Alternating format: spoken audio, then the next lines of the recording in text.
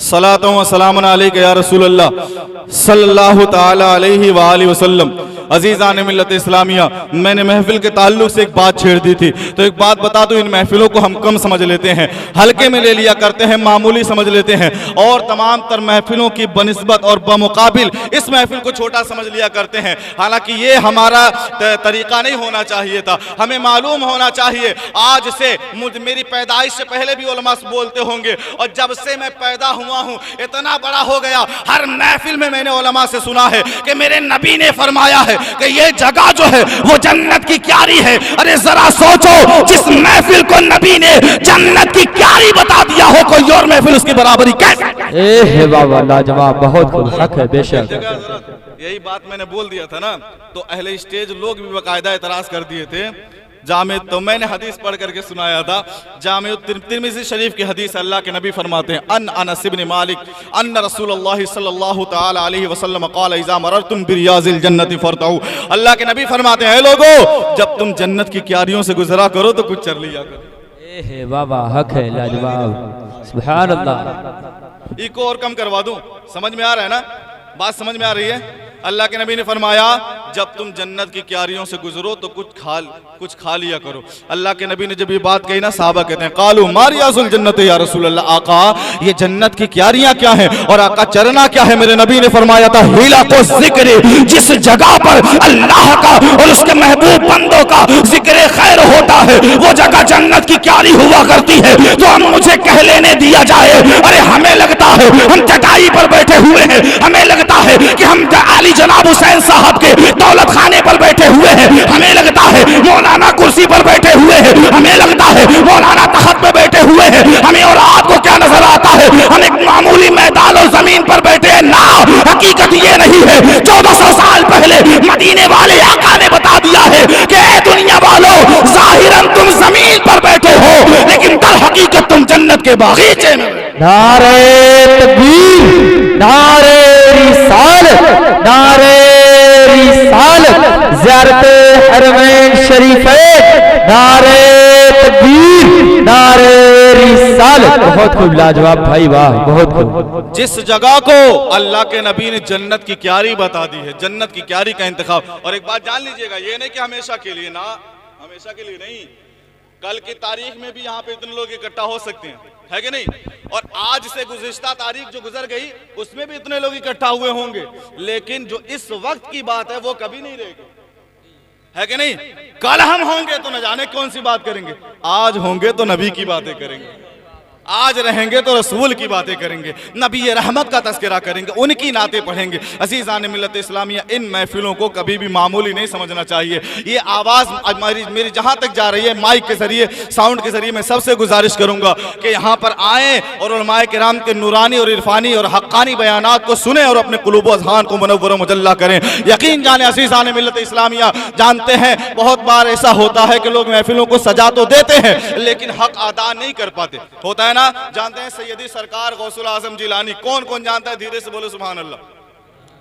गौसे आजम को कौन कौन जानता है? जिन्हें हम बड़े पीर दस्तगीर कहते हैं, बगदाद वाले आका, जिनके शान में इमाम कहते हैं वाह क्या मर्तबा गौस है बाला तेरा, ऊंचे ऊंचों के सरों से कदम आला तेरा, सर भला क्या कोई जाने के हो कैसा तेरा, औलिया मलते हैं आंखें वो है तलवा तेरा। और यूं ही नहीं कहा अज़ीज़ान मिल्लत इस्लामिया, बरेली के इमाम अहमद रज़ा ने देखा कि बगदाद की एक मस्जिद से अब्दुल कादिर जिलानी ने जब इतना कह दिया कि कदमी हाज़िही अला रक़बती कुल्ली वलिय्यिल्लाह, कि ये मेरा कदम जो है वो तमाम औलिया की गर्दनों पर है, तो मशरिक से लेकर के मगरिब तक और शुमाल से लेकर के जुनूब तक जितने भी औलिया थे सबने अपनी गर्दनों को झुकाया और कहा था कि या सरकार गौसे आजम, अरे सिर्फ कंधे पर ही नहीं, सिर्फ गर्दन पर ही नहीं, मेरी निगाह, मेरे दिल, मेरे जिगर में रहो, ये सब तुम्हारा ही घर है। किसी बाबा, बहुत खूब, लाजवाब, वाह, बहुत खूब, हक है।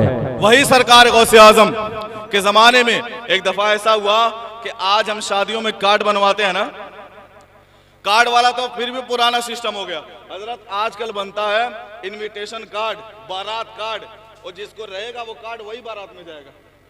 छोटा सा कार्ड बनता है ना, होता है ना कि उसी को परमिट रहेगा जाने का, और मैरिज हॉल में शादी हुई तो इनविटेशन कार्ड लेकर के आएंगे तब मैरिज हॉल में एंट्री होगी। ऐसे ही एक आदमी ने, बड़ा पैसे वाला था, बहुत रईस था अपने शहर का, बड़ा पैसे वाला था, उसने क्या किया, ऐसे ही महफिल का इनेकाद किया और दरवाजे पे 2 दरबान लगा दिए और कार्ड बंटवा दिया था कि महफिल में वही आएगा जिसके पास इनविटेशन कार्ड रहेगा। ऐसा हुआ, अब उसने सबको बंटवा दिया कार्ड। उसी शहर में एक घर में एक बेवा रहती थी और उसकी एक बेटी रहती थी, यतीम बच्ची रहती थी, उसके वहां कार्ड नहीं पहुंचा। अब वो इधर महफिल चल रही है और उन्होंने सरकार गौसे आजम को जो है दावत दी थी, बड़े पीर दस्तगीर को दावत पे बुलाया था और लोगों में इनविटेशन कार्ड बंटवा दिया था। और ऐसे में वो गरीब बच्ची जो थी और वो बेवा औरत, उनके दिल में बड़ी दर्द हुई, बहुत जो है बड़ी परेशानी उनको लगी और बड़ी तकलीफ का वो शिकार हुए अजीज़ान मिल्लत इस्लामिया। लेकिन जानते हैं क्या हुआ, उसकी बेटी जो थी ना वो तालीम याफ्ता थी, पढ़ी लिखी थी, आलिमा थी। उसने क्या कहा कि अम्मी जान क्या हुआ, हम नहीं जा सकते।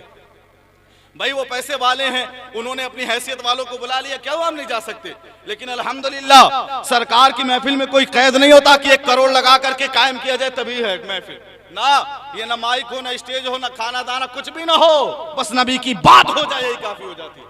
अजीज़ान मिल्लत इस्लामिया, बेटी पढ़ी लिखी थी, उसने क्या कहा, अम्मी चलो एक काम करते हैं, रात भर मैं और तुम मिलकर के मिलाद पढ़ते हैं। अपनी माँ से कहा और उन्होंने एक मामूल बनाया, कुछ देर बेटी पढ़ती थी यानी नबी का तस्करा करती थी तो माँ सुनती थी, और कुछ देर माँ तकरीर बोलती थी, नबी का तस्करा करती थी तो बेटी सुनती थी। ऐसे करते करते आधी रात जब गुजर गई, जब पिछला पहर आया ना जिसे हम भोर कहते हैं, हाँ, वो सुबह का वक्त जब आया, हल्की हल्की सुबह की जब किरणें दिखाई देने लगी, ऐसे आलम ने उसके दरवाजे पर दस्तक हुई। और जानते हैं जब दरवाजा खोला गया तो निगाहों के सामने कौन था, कोई और नहीं था, वही था जिसे बगदाद के बड़े पीर कहा जाता। और जब अब वो बुढ़िया, वो जो बेवा औरत थी, वो कदमों में गिर गई, कहा सरकार आपकी दावत वहां थी, आप यहाँ पर चले आए।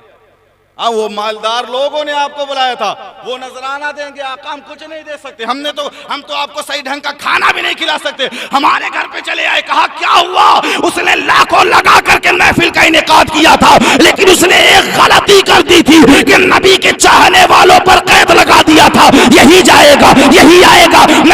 महफिल को कायम तो कर दिया था, महफिल का जो है इनेकाद तो कर दिया था, लेकिन खुलूस नहीं था, उसमें जो है मोहब्बत नहीं थी, उसकी हैसियत की नुमाइश हो रही थी। लेकिन तुम लोगों ने अगरचे खाने दाने का इंतजाम नहीं किया, अगरचे बहुत सारा जो है इंतजाम नहीं किया, लाइटें नहीं लगवाई, शामियाना नहीं लगवाया, लेकिन तुम दोनों ने अकेले में ही ऐसा नबी का तस्करा किया है कि जब तुम तस्करा करने लगे, मदीने वाले आका चले आए, और जहां आका चले आए वहां अब्दुल कादिर। जब महफिल को सही तरीके से कायम किया जाता है तब जाकर के वो बात होती है। अजीज़ान मिल्लत इस्लामिया, ये सब कर देना तो किसी के भी बस की बात है, कौन नहीं कर सकता हजरत। लेकिन बड़ा अफसोस होता है, महफिल को कायम कर दिए, मौलाना लोग आ गए, बस अब छुट्टी ना, ये नहीं है मेरे भाई। सब कुछ सीख लिया, मोबाइल चलाना सीख लिया, फेसबुक सीख लिया, टीवी चलाना, लैपटॉप चलाना, हर काम आता है, बाइक चलाना सीख लिया, बच्चा मोबाइल में यूट्यूब चलाना जानता है, 2 साल के बच्चे भी मोबाइल में यूट्यूब चला लेते हैं। लेकिन यहाँ 60 साल की उम्र पहुंचने को है, नबी की बातें नहीं आती, नबी की नातें नहीं आती। ये तकलीफ की बात है कि नहीं, अफसोस की बात है कि नहीं। आप ही सोचें, खुद गौर करें, खुद सोचें, हमने सारी दुनिया के मालूमात को हासिल करके क्या पाया अगर नबी की बातें ही नहीं सीख सके। नबी की बातें सीख लें, और नबी की बातें जो सीख लेता है ना, उसका फायदा क्या होता है, कोई ऐसा इंसान हो जिसके ऊपर तमाम तर रंजो अलम के जो है पहाड़ टूटे हुए हों, परेशानियों में मुब्तला हो, तकलीफ ज़दा हो, वो सर से कदम तक जो है रंजो अलम में मुब्तला हो, उसके सामने नबी का तज़किरा कर देना, सारी दुनिया की दिक्कतों को भूल जाएगा, उसके चेहरे पे मुस्कान।